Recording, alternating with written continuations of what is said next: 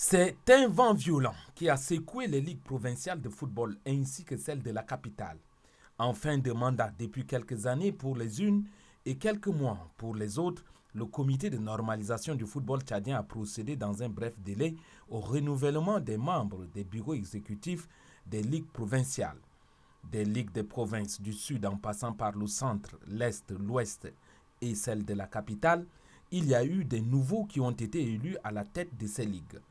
Ces présidents des ligues des provinces et ceux de la capitale seront sollicités en novembre prochain pour élire à leur tour les très attendus membres du nouveau bureau exécutif de la Fédération tchadienne de football.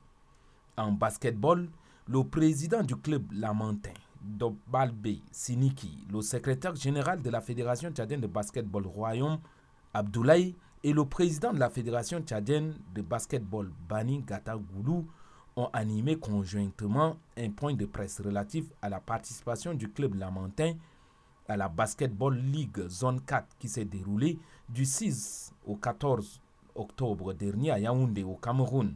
Ce point de presse a pour but d'éclairer la presse par rapport au désagrément qu'a connu le club tchadien les Lamantins lors de cette compétition sous-régionale.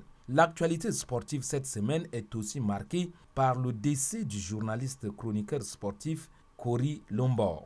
Décédé le lundi 16 octobre 2023 des suites d'une longue maladie, Cory Lombard fait partie des aînés qui ont montré la voie aux jeunes journalistes. Sportivement, à samedi prochain.